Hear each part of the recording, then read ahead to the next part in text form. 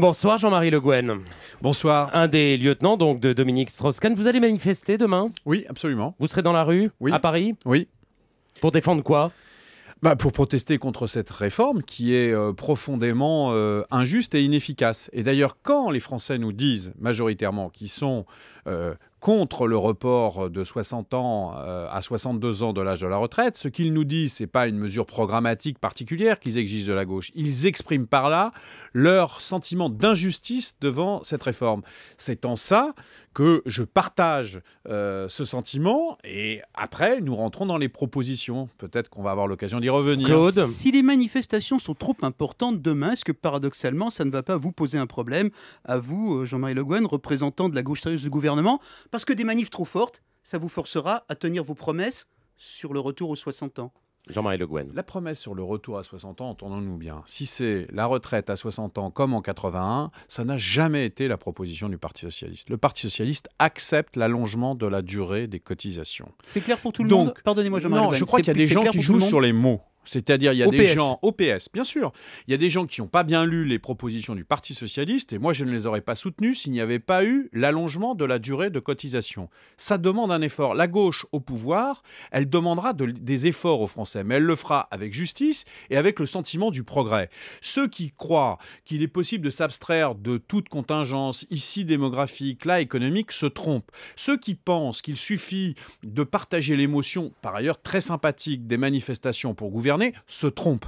Ce que je pense, c'est qu'il faut être évidemment présent aux côtés du mouvement social, mais fournir aussi rester dans notre rôle de politique, c'est-à-dire de fournir des alternatives crédibles. Les gens n'ont pas besoin, ils n'attendent pas de la gauche, simplement qu'elle s'époumonne à crier. Et vous allez dire ça demain dans la manifestation? Mais je n'ai aucun problème pour le bon dire. Courage, hein. Je n'ai aucun problème. Courage. Les gens connaissent en général mes propositions. Je serai là. Je ne suis pas là simplement pour entonner des slogans. C'est pas ce que demandent les gens de gauche aux représentants de la gauche. Ils attendent véritablement de trouver des issues et des propositions qui soient cohérentes. La crédibilité, c'est le fondement de notre capacité à gagner en 2012. Quand les Français interrogés par OpinionWay pour Le Figaro disent qu'ils ne pensent pas que le PS tiendra ses promesses en matière de retraite, est-ce que parce que ces promesses sont irréalistes ou est-ce que parce que classiquement les socialistes sont très rouges dans l'opposition et très roses au pouvoir?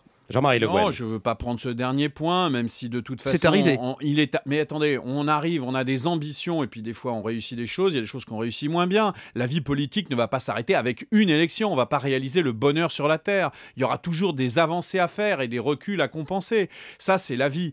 Mais ce que les Français comprennent très bien, en vérité, ce qu'est le Parti socialiste, c'est-à-dire qu'il est à la fois en empathie et il dénonce l'injustice, et ils savent très bien... Mais il ne va pas rétablir la justice non plus. Il ne rétablira pas la justice comme si c'était rien passé entre 81 et aujourd'hui, ou comme si d'ailleurs le fait que Sarkozy ait été au pouvoir pendant 5 ans, ça pouvait s'effacer. Les Français ont voté pour Sarkozy en 2007, je suis le premier à le regretter, mais je veux dire, on n'efface pas 5 ans, on n'efface pas toutes les pertes de recettes pour la sécurité sociale, domaine que je connais un tout petit peu. Quand on va se retrouver avec 180 milliards de déficit social, on les aura, on aura les cailloux sur le dos à porter. Donc de toute façon, il ne faut pas rêver, on ne pourra pas dire « Ah ben non, Sarko, ça n'a pas existé entre 2007 et 2012. Le PS est assez clair là-dessus, Martine Aubry est assez clair là-dessus. On entend surtout promettre l'abolition des réformes du sarkozysme.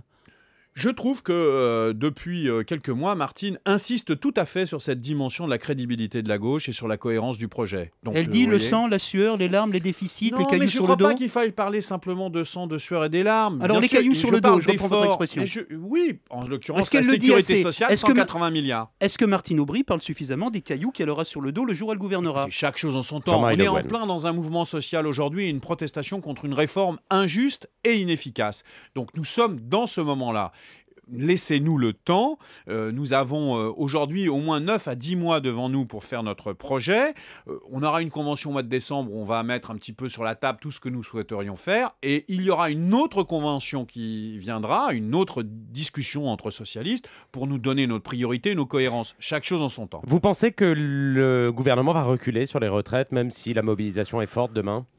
Je l'espère parce que franchement, il y a trop d'injustice dans cette affaire. J'en doute un petit peu parce qu'on voit bien que dans tout ce que fait M. Sarkozy, il y a la volonté d'imposer la force. La force par rapport à la société, la force par rapport au mouvement social, la force par rapport aux médias, quand on parle de l'affaire Woerth, la force quand on parle, y compris de la Mauritanie, de ce qui se passe au Sahel. Peut-être qu'on en dira un mot. Il est un théoricien de la force, mais d'une force qui s'avère souvent une grande faiblesse et avec des résultats qui ne sont pas toujours là.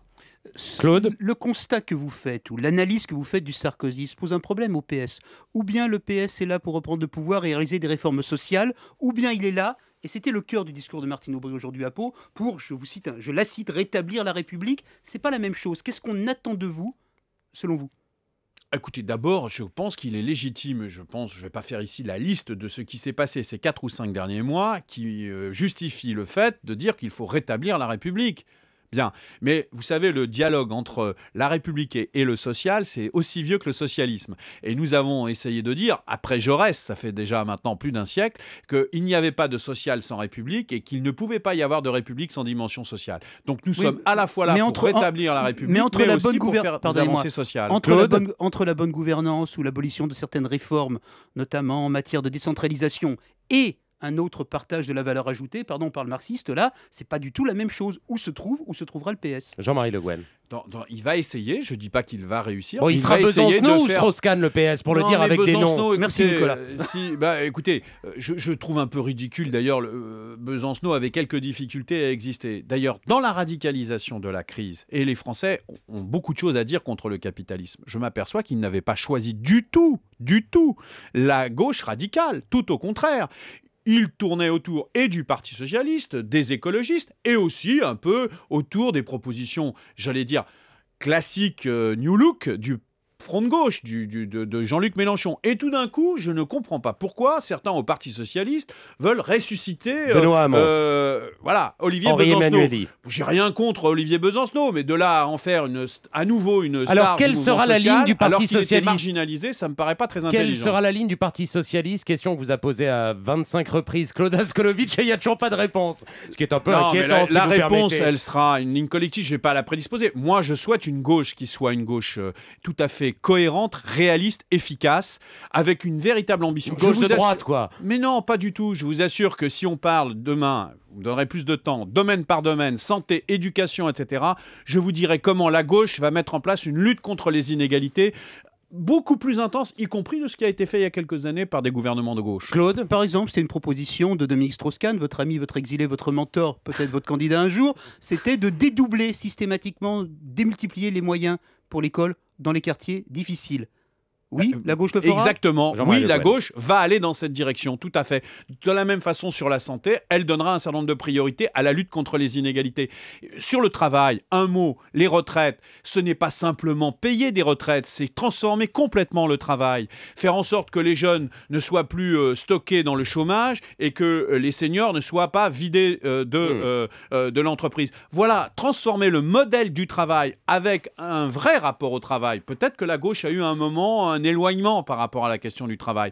Remettre la question du travail, mais un travail qui soit effectivement pour tous et qui soit un travail durable, voilà une réforme de gauche fondamentale à laquelle j'espère nous allons nous attaquer. Dominique Strauss-Kahn donnera quand sa décision pour l'élection présidentielle de 2012 ? Je n'en sais rien, ce que je sais c'est qu'il y a un calendrier du Parti socialiste. Le moment venu, comme on dit, me répondez pas le moment venu. Vous êtes tous pressés les journalistes. Non, Jean-Marie Le Guen, Jean-Marie Le Guen, il y a des primaires, je vous le signale, à l'automne. Allez Claudine, une minute. À partir de quand le silence de Dominique Strauss-Kahn pose-t-il problème aux socialistes, pas aux journalistes ? Nous, on aura toujours un candidat interrogé. À partir de quand cela pose-t-il un problème aux socialistes ? Parce que tous les autres font figure de second rôle et perdent leur crédibilité.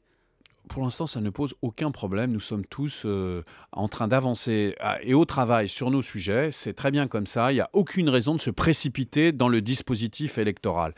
Je pense personnellement que le plus tard sera le mieux pour quels que soient les candidats du Parti socialiste. Et moins nous montrerons nos cartes et plus nous attendrons, mieux ça vaudra. Pendant ce temps-là, M. Sarkozy n'a pas l'air d'aller très bien. Et vous, Jean-Marie Le Guen, qui rêvez de devenir maire de Paris, quand nous direz-vous comment vous comptez prolonger, dépasser, peut-être améliorer le bilan de Bertrand Delanoë ? Il reste 15 secondes. Écoutez, justement, là aussi, on va discuter sur un projet, améliorer notre projet municipal. Non, mais attendez, je vais vous parler de 2012 pour vous dire que vous étiez trop pressé, vous me parlez de 2014. avouez Paris, honnêtement, mais vous pouvez vivre sans la perspective de savoir qui sera candidat en 2014 pendant au moins encore quelques semaines. Jean-Marie Le Guen, donc rendez-vous dans quelques semaines, vous viendrez nous le dire ici à Europe 1. Dans 2 minutes 19h,